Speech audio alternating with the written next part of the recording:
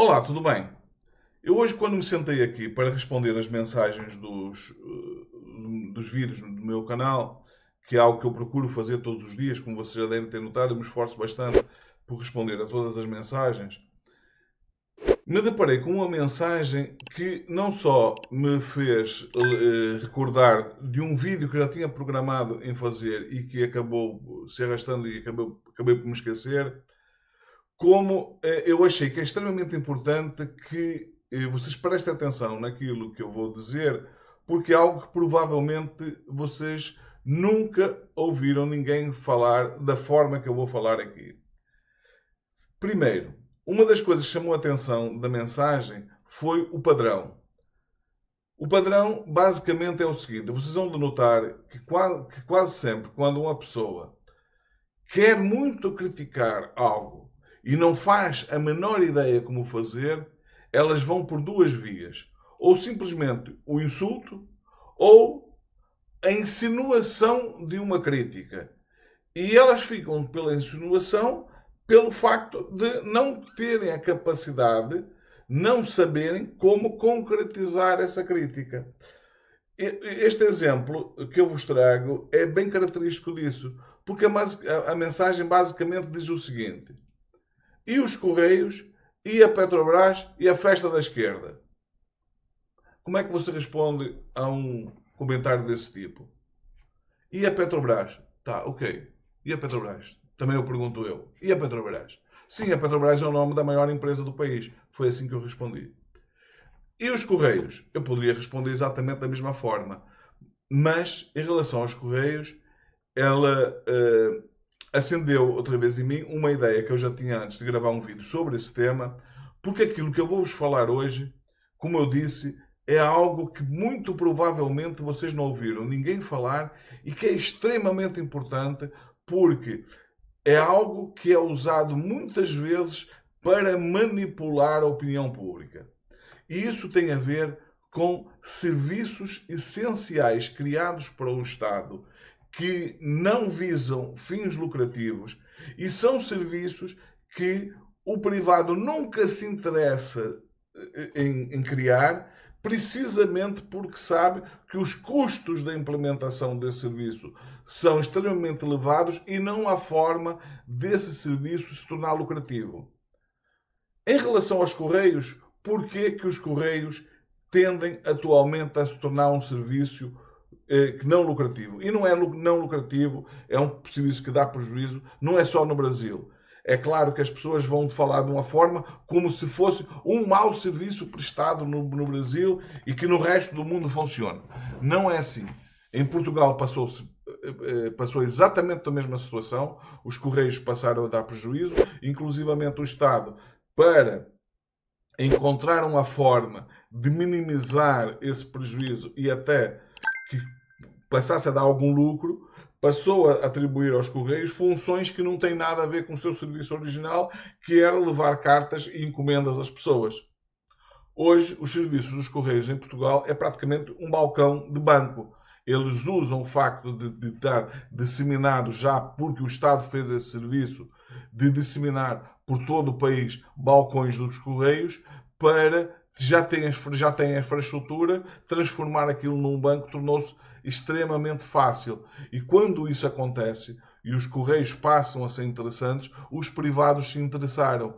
E aí é que o serviço foi privatizado e, curiosamente, houve um período que os prejuízos não só não diminuíram como aumentaram e, curiosamente, o que aconteceu foi que os privados chegaram a pressionar o Estado para reestatizar. Depois, com o tempo, conseguiu-se resolver alguns problemas que eu sinceramente não sei exatamente como é que foi feito, e os Correios voltaram a dar lucro, de forma que se deixou de falar na reestatização dos Correios. Em relação ao Brasil, o que é que vocês têm que ter presentes? Primeiro, para os Correios se tornar lucrativos, das duas uma, ou o Estado vai ter que atribuir aos Correios outro tipo de serviço que nada tem a ver com os Correios, como aconteceu em Portugal, ou então as empresas que vão receber os Correios privatizados, não é? Vão passar, vão sentir a necessidade de ter o direito de encerrar serviços em todos os locais onde os correios não são lucrativos. E isso, acreditem, muito provavelmente é a grande maioria. Porquê? Porque não tem como um serviço dos Correios ser lucrativos, por exemplo, no interior do Brasil, em que as cidades são bastante afastadas uma das outras e com um número de população pequeno. É um serviço essencial para as pessoas. No entanto, não tem forma desse serviço ser lucrativo. Então, o que os privados vão acabar por fazer? Vão acabar por encerrar esses serviços e, das duas, uma, ou as pessoas vão deixar de ter acesso, por exemplo, a encomendas e a qualquer tipo de correspondência, ou então vão ter que se deslocar a cidades, vão ter que fazer dezenas ou centenas de quilómetros para ir buscar esse serviço. Portanto, o serviço vai deixar de ser prestado. E isto é tão importante que vocês tenham visão disso, porque isso é algo que acontece até de uma forma mais nítida noutro tipo de serviços.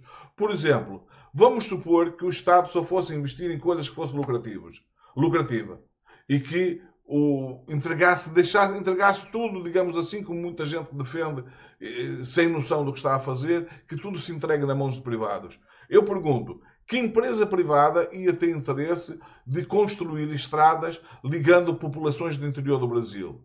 Certamente nenhuma, porque não tem forma de haver um tráfego de viaturas nessas vias que necessariamente teria que ter um pedágio, e aí isso já seria outro problema, mas mesmo assim, esse pedágio teria que ser muito caro para ser lucrativo. E o que acontece na prática inviabilizaria o serviço. E o Estado o que é que faz? Mas isso aqui dá prejuízo, eu lavo as minhas mãos. Não. O papel do Estado é fornecer esse serviço e fornecer, inclusivamente, gratuitamente. Então o Estado vai lá, constrói a estrada para ligar as cidades e não tem pedágio para as pessoas. Mas vocês querem ver outros casos ainda que é mais nítido? Por exemplo, o serviço de água e saneamento. Não conheço nenhum exemplo no mundo inteiro, desde de que a humanidade começou-se a deslocar para as cidades, em que esse serviço tivesse nascido por iniciativa privada. Esse serviço nasce pela necessidade de se criar esse tipo de infraestruturas para facilitar a vida das pessoas, e quando o Estado necessariamente sendo necessário de ser ele a fazer, ele sendo necessário porquê? Porque os privados nunca iam ter interesse em fazer aquilo, porque os custos de levar esse serviço às pessoas é extremamente elevado e não tem forma dele se tornar lucrativo. Então o Estado, como não pode prestar serviços apenas onde consegue obter lucro, o Estado cria toda essa infraestrutura.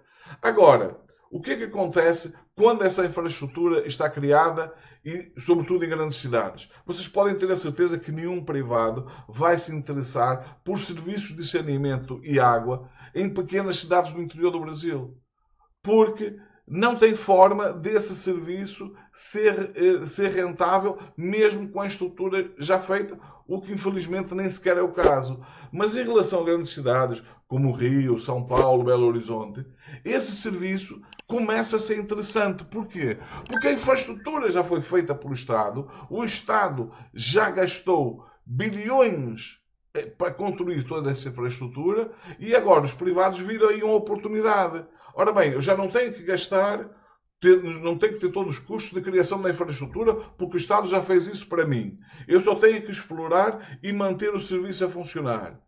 Então, se tornou bastante cómodo para mim.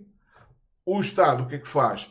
Privatiza, levam as pessoas a acreditar que aquilo é bom porque se trata de um serviço que dava prejuízo e as pessoas veem, não, se o serviço dá prejuízo é porque o Estado não é eficiente, que é uma palavra que se usa muito, é por falta de eficiência do Estado. O que eles nunca dizem é que muitas vezes esse serviço, muitas vezes não, frequentemente esse serviço não é lucrativo porque o Estado presta um serviço por um preço abaixo daquele que deveria praticar para tornar esse serviço lucrativo. E aí é que está o cerne da questão. porque é aí que o privado entra. Porque o privado entra, a infraestrutura está criada, o investimento que vai ter que fazer é mínimo, ou em alguns casos nenhum, é só explorar o serviço que já foi criado e se beneficiar dos proveitos do pagamento do serviço. Só que se eles mantiverem as taxas, se para o Estado dava prejuízo, para eles também vai dar. O que é que eles frequentemente fazem? Ou sempre fazem?